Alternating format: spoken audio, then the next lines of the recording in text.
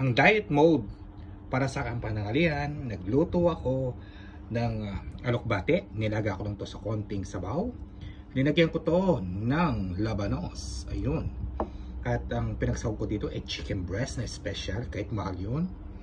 At nilagyan ko to ng bawang, sibuyas, kamatis, paminta, konting asin at isang kutsarang oyster sauce.